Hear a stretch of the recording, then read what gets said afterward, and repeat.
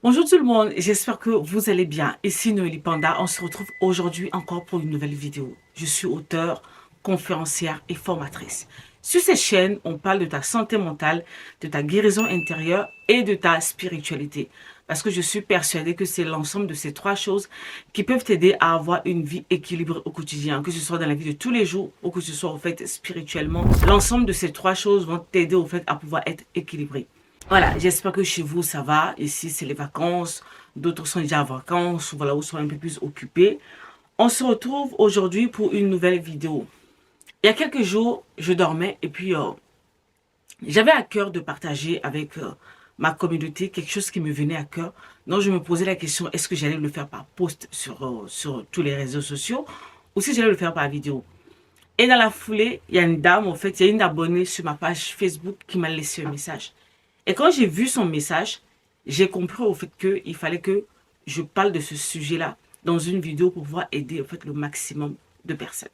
Donc je compte sur toi pour pouvoir réagir à cette vidéo, de la repartager ou peu importe, en tout cas pour que cette vidéo puisse atteindre beaucoup plus de personnes. Merci beaucoup. La dame, elle a dit ceci. Merci beaucoup pour vos conseils, s'il vous plaît. J'aimerais savoir s'il est normal de se retirer à un moment donné pour se concentrer sur sa guérison lorsqu'on se rend compte qu'on a du mal à continuer à servir à l'église, intercession, louange, protocole, tout ce que vous savez, malgré ses efforts. Si oui, quels sont les indices qui peuvent permettre de savoir que l'on est prêt, guéri, pour mieux servir à nouveau ou pour répondre à l'appel de Dieu dans un domaine? Une question très pertinente. Elle rejoint en fait pratiquement ce que j'avais à cœur de partager avec vous. Vous savez, de plus en plus, on parle de guérison intérieure, de guérison émotionnelle, de tout ce que, voilà, des blessures émotionnelles et tout. Mais dans tout ce truc-là, en fait, il y a des vrais et puis il y a du faux. Et à force, les gens sont un peu perdus.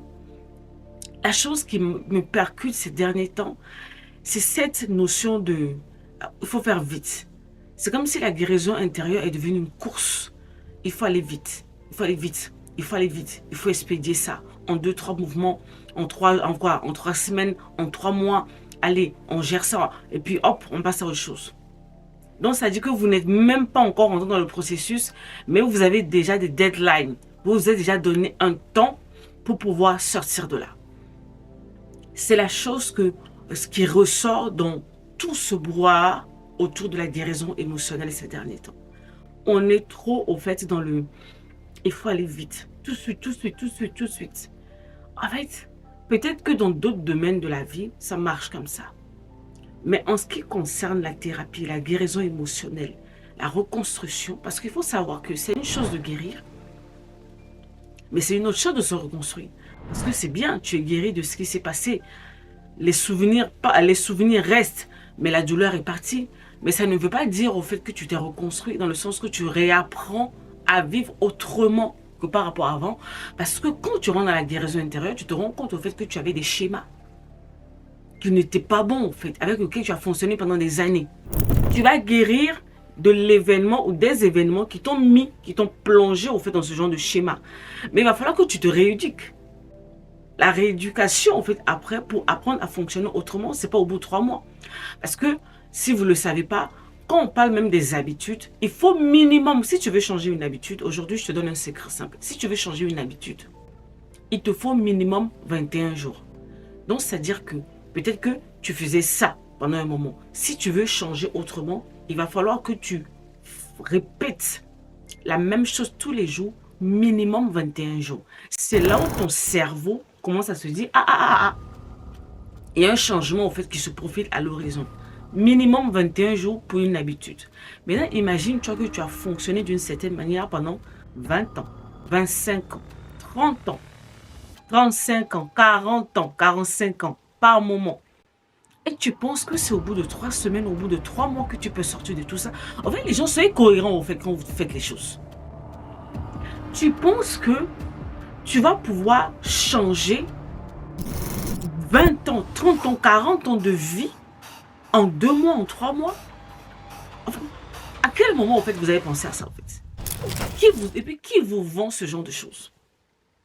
Je vais vous donner un exemple en fait concret. En 2020, pour ceux qui me suivent depuis un moment, en 2020, j'ai perdu ma mère. J'ai des épreuves, j'en ai vécu dans ma vie.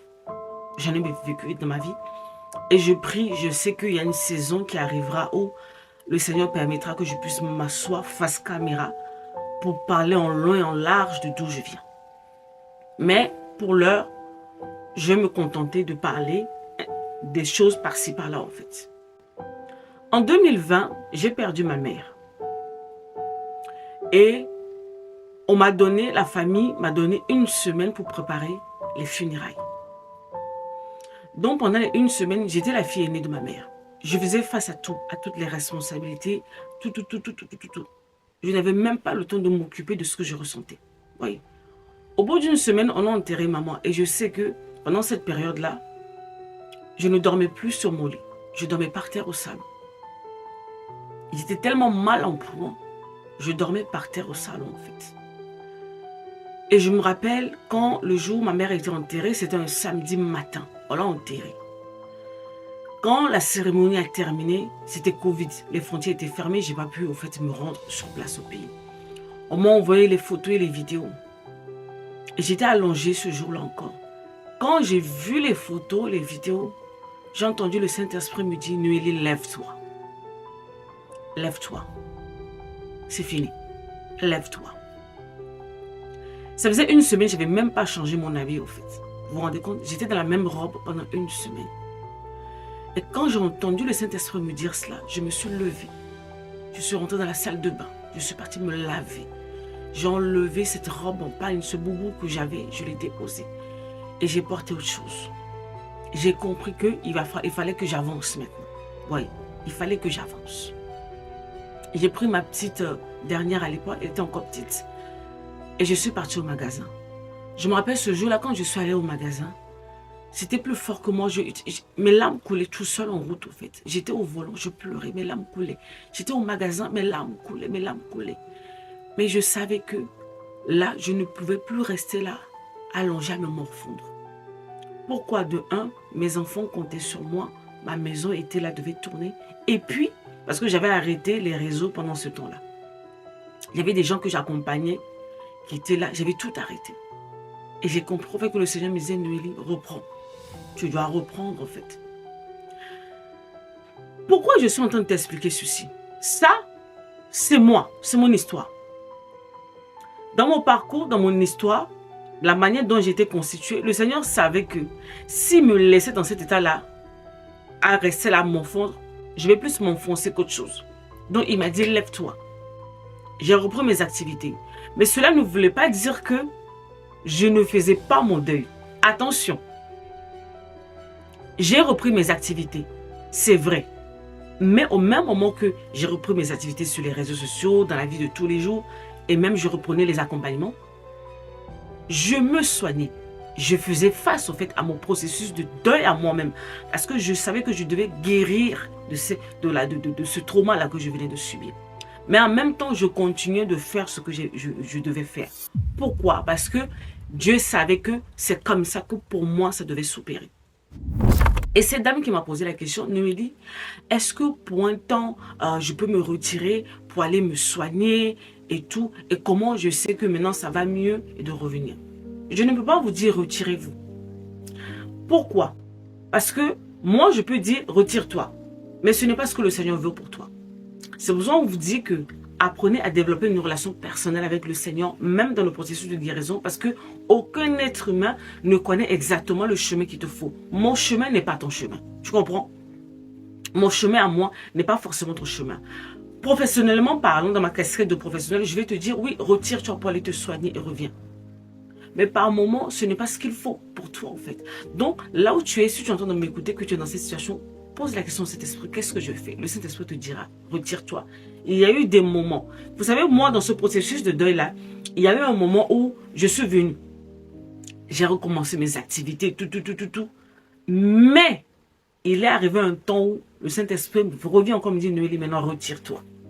Reviens. Cache-toi. Viens te reposer. Et je suis partie me reposer. Donc, ce n'est pas quelque chose de préétabli. C'est votre capacité à écouter à marcher selon ce que l'Esprit de Dieu vous dit dans la guérison. C'est pour ça que je suis contre cette notion de copier-coller dans la guérison intérieure. Il n'y a pas de loi établie, il n'y a pas de choses préétablies. Il y a des choses générales, mais il y a des choses, c'est du cas par cas. Pour cette personne qui est en train de me dire, oui, comment faire par rapport au service, je ne peux pas vous dire, éloignez-vous ou ne pas vous éloigner. Vous êtes dans le service du Seigneur, vous avez le Saint-Esprit. Posez la question au Saint-Esprit, Saint-Esprit, je fais quoi? S'il te dit, retire-toi, aie le courage de te retirer. Et quand tu vas te retirer, c'est lui qui viendra te dire, maintenant, ça va. Tu peux reprendre. Pourquoi? Parce que tu ne seras pas totalement, en guillemets, guérie, reconstruite avant de reprendre le service. Là où tu me vois en train de te parler, jusqu'à présent, le Seigneur continue à travailler sur moi. Voilà. La guérison n'a pas de date d'échéance. Il y a des moments où ça peut aller, il y a des moments où ça n'ira pas. Ça dépend de ce que vous avez vécu dans votre vie. Ne vous dites pas que non, c'est un travail que je fais en une fois dans ma vie et puis c'est fini, je passe à autre chose. Ça ne marche pas comme ça. Et là, c'est la professionnelle qui est en train de te parler. Ça ne marche pas comme ça. Il y a des moments, voilà, tu vas devoir te retirer. Parce que il faut vraiment que tu te répares. Parce que ceci, parce que cela, parce qu'il faut que tu te reposes. Parce qu'il faut que tu reprennes les forces physiquement parlant. Tu peux te retirer. Mais après, tu repars. Ce n'est pas une personne qui va venir te dire, oui, ah là, ça va mieux, maintenant tu peux repartir. Tu es censé être, en fait, en communion avec le Saint-Esprit. C'est le Saint-Esprit qui te dit, retire-toi. Maintenant, au bout de, je ne sais pas moi, 2 semaines, 1 mois, 2 mois, 3 mois, il te dit, maintenant tu peux repartir. Parce qu'il voit que tu as repris les forces nécessaires pour continuer le chemin. Parce que oui, moi là, je suis déjà dans mon appel. Mais il y a des moments, il y a des événements, des situations qui m'arrivent dans la vie où le Saint-Esprit me dit, Noélie, retire-toi. Tu ne vas pas bien, retire-toi. Et je me retire. Et puis il y a des moments, je ne vais pas bien, mais il me dit, tu continues. Donc, ça dépend. Ça dépend, en fait. C'est là où votre relation avec le Saint-Esprit est primordiale dans le processus de guérison. Ce n'est pas parce que je suis là et que j'accompagne les autres que ma vie, elle est parfaite, que tout va bien avec moi. En fait, non. Je parle pour vous, mais il y a des choses sur lesquelles le Seigneur continue à travailler dans ma propre vie, en fait. C'est ça l'honnêteté de la guérison. Si vous voyez une personne venir devant vous pour dire, oui, moi, ma vie est parfaite et tout va bien. Non, non. Souvent, vous vendez du rêve. Ou souvent, la personne n'a pas une histoire lourde. Nous autres, notre histoire est très lourde, très compliquée. Moi seul sais d'où je viens, en fait. Et il y a eu les choses du passé. Et puis, il y a les choses du présent qui sont là. Donc, c'est à chaque jour suffit sa peine. Il n'y a pas de règle préétablie, madame. Et si vous ressentez dans votre foi intérieure de tout laisser pour l'instant, écoutez le Saint-Esprit, retirez-vous. Je sais qu'il y a eu une saison de ma vie où moi je me suis retirée de tous les services de l'église, au moins pendant 5 ans, que personne ne me voyait. Les gens ils étaient choqués. Les gens ils ont dit non, elle a rétrogradé. Ah, non, elle ne fait plus ceci, elle ne fait pas cela. Non. Ce n'est pas que je n'aimais plus Dieu, que je ne faisais plus. Non. J'étais au laboratoire. Le Seigneur m'a dit, Noélie, cache-toi. Cache-toi. Et je me suis cachée.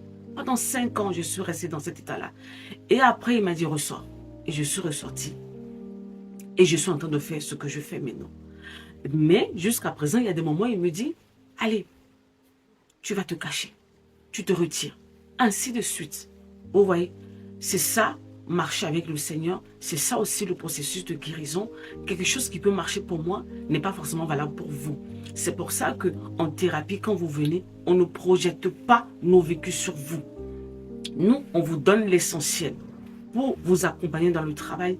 Mais il y a une partie qui dépend de vous parce que nous sommes différents. Nous avons eu des parcours différents et surtout, Dieu nous conduit différemment parce qu'on est juste différents en fait. Je prends un exemple simple. Une personne de tempérament flegmatique, mélancolique, ne peut pas fonctionner en fait comme un sanguin ou un colérique. Donc, tout ce genre de détails, c'est-à-dire ton design, même influence ton processus de guérison. Et Dieu sait ce qu'il fait. Apprends à l'écouter, apprends à marcher selon ce qu'il te dit et je t'assure que tu arriveras à bon port. Au lieu de vouloir calquer le modèle de guérison de quelqu'un d'autre sur toi en fait. Tu peux écouter les histoires des autres. Tu peux tirer des leçons. Mais ne fais pas du copier-coller sur ton histoire parce que tu n'es pas cette personne, tu es toi. Avec une histoire, avec des choses qui sont propres à ta personne. Est-ce que tu comprends ce que je veux te dire? C'est tellement important. Parce que dans cette génération, on aime trop le copier-coller. Et c'est extrêmement dangereux.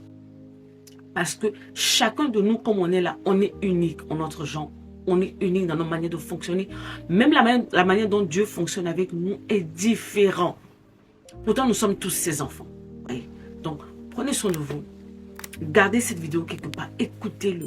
Et surtout, apprenez à marcher avec le Saint-Esprit dans ce travail de guérison. Prenez soin de vous.